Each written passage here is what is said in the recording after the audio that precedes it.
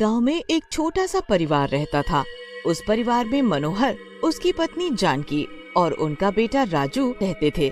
राजू अपने पिताजी के साथ वहीं खेतों में काम किया करता था। सब बहुत अच्छे से चल रहा था। एक दिन की बात है, जब खेतों में राजू और उसके पिताजी मनोहर काम कर रहे थे। उसी दिन गर्मी बहुत ही तेज होती है। दोनों काम करके एक पेड़ के नीचे बैठ जाते हैं और उन्हें बहुत भूख भी लग रही होती है। तो राजू अपने पिताजी से खाने का पूछता है। पिताजी, मैं खाने का डब्बा खोल लूं क्या? भूख सी लग रही है। हाँ बेटा, भूख तो मुझे भी लग रही है। चल दोनों मिलकर खाना खाते हैं।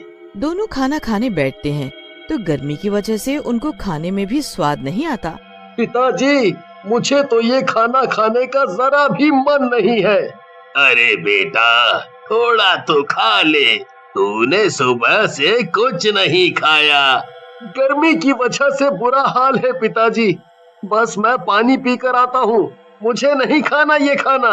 रामू गर्मी से परेशान पानी पीकर आता है और बस काम में वापस लग जाता है। थोड़ी देर में शाम हो जाती है और दोनों घर को निकल पड़ते हैं। रास्ते में राजू को एक जगह काफी भीड़ सी दिखाई देती है। राजू देखने की कोशिश तो करता है पर उसे कुछ दिखाई नहीं पड़ता। राजू वहाँ जाता है तो उसे एकदम ठंडी हवा लगती है। राजू के तो शरीर में जैसे जान पड़ जाती है। वो और आगे बढ़कर देखता है तो वहाँ एक नया ढाबा खुला होता है जिसके अंदर से वो ठंडी हवा आ रही होती है। राजू वहाँ खड़े लोगों से पूछने लगता है।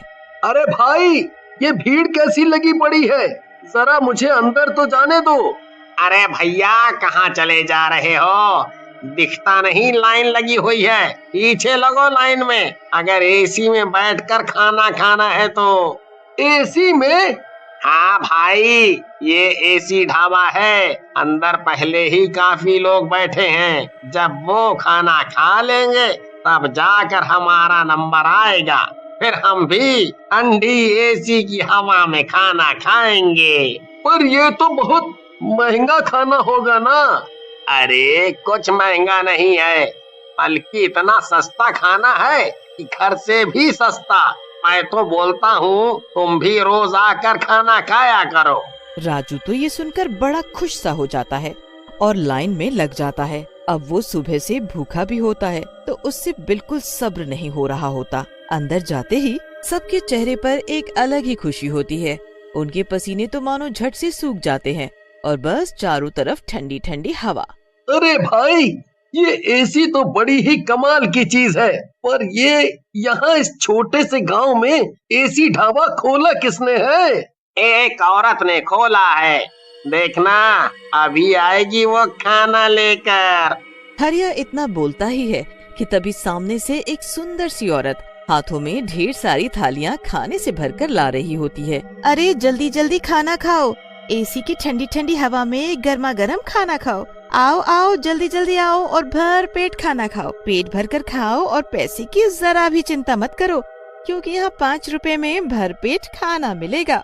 हरी और बाकी लोग पेट भरकर खाना खाते हैं। हरिया के पिताजी उसका घर पर अभी तक इंतजार कर रहे होते हैं कि हरिया कहाँ रह गया। कि तभी हरिया एकदम खुश और हंसता हुआ घर में आता है। अरे तू कहाँ रह गया था? मैं कब से तेरा इंतजार कर रहा हूँ। अरे पिताजी, वो रास्ते में भीड़ लगी थी ना, वो एक औरत ने हमारे गांव में एसी ढाबा खोला है और बस 5 रुपए में वहाँ जितना मर्जी खाना खाओ। अरे मैं खुद खाकर आ रहा हूँ और इतना स्वाद खाना कि मैं आपको क्या बताऊं। मन कर रहा था कि बस खाता जाऊं। बल्कि अब आप कल से हमें खाना बांध कर मत देना। मैं और पिताजी दोनों वहीं ढाबे पर जाकर खाना खाया करेंगे। हाँ, अब तुम्हें घर का खाना क्यों पसंद आएगा? जाओ तुम दोनों वहीं जाकर खाओ, मुझे भी थोड़ा आराम मिलेगा।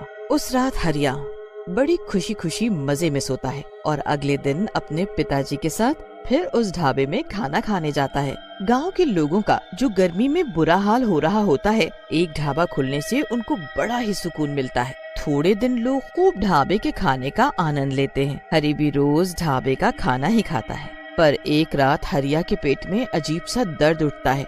धीरे धीरे दर्द बढ़ता ही जाता है और हरिया जोर जोर से चिल्लाने लगता है। हरिया के माँ बाप चिल्लाने की आवाज सुनकर आते हैं और हरिया को डॉक्टर के पास लेकर जाते हैं। डॉक्टर के पास पहले ही पेट दर्द वालों की लंबी लाइन लगी होती है। लोग दर्द में तड़प रहे होते हैं और मरीजों की संख्या बढ़ती ही जा रही होती है। किसी को कुछ समझ नहीं आ रहा होता कि ये अजीब सा दर्द किस वजह से है, पर इस दर्द के बारे में बस एक को ही पता है और वो है चंपा, एसी ढाबा चलाने वाली औरत नहीं बल्कि एक खूंखार चुड़ैल। मेरी तरकीब काम कर रही है। सब लोग मेरा खाना खाकर धीरे धीरे बीमार पड़ने लगे हैं और कुछ ही दिनों में पूरे गांव में ये बीमारी फैल जाएगी जिसका इलाज पूरी दुनिया में किसी के पास नहीं है। धीरे धीरे पूरे गांव के लोग उस चुड़ैल के एसी ढाबे का खाना खाकर बीमार हो जाते हैं और किसी भी डॉक्टर के पास इसका इलाज नहीं होता। लोगों को समझ ही नहीं आ रहा होता कि आखिर वो करे तो क्या करे। चुड़ैल ये सब देखकर बड़ी ही खुश होती है और रोज अपना ढाबा खोलकर लोगों को जादुई खाना खिलाती है। एक दिन उस गांव में दूसरे गांव से एक बड़े ही ज्ञानी बाबा आते हैं। उनके साथ इसी गांव के 2 लोग होते हैं जो उनके साथ साथ चल रहे होते हैं। बाबा, यहाँ बहुत गर्मी है और आप चल भी नहीं पा रहे और आपने सुबह से कुछ नहीं खाया है। यहाँ एक एसी ढाबा है, वहाँ चलते हैं, वहाँ आप थोड़ा आराम भी कर लेना। बाबा उस आदमी की बात मानकर उस ढाबे में जाने के लिए हाँ भरते हैं और जैसे ही वो वहाँ पहुँचते हैं उनको अजीब सा महसूस होता है। वो कहीं न कहीं समझ जाते हैं कि ढाबे में कुछ तो गड़बड़ है। वो वहाँ बैठते हैं तो चंपा नाम की औरत हमेशा की तरह खाना लेकर आती है। बाबा उस औरत को देखते हैं तो उनको वो औरत अपने असली चुड़ैल के रूप में साफ साफ नजर आती है। अरे बाबा, ये लो स्वादिष्ट मेरे हाथ का खाना। हाँ हाँ, रख दो इधर। चंपा चली जाती है और बाबा उस खाने को ध्यान से देखते हैं। उनको समझ आ जाता है कि खाना जादुई है। वो प्लेट से एक रोटी लेकर अपने थैले में रख लेते हैं और बिना कुछ खाए वहाँ से निकल जाते हैं।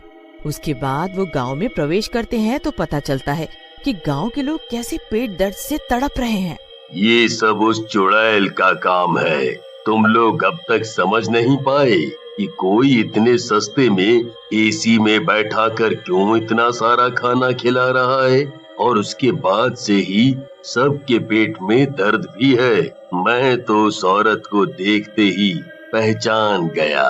हे भगवान, अब हम क्या करेंगे बाबा?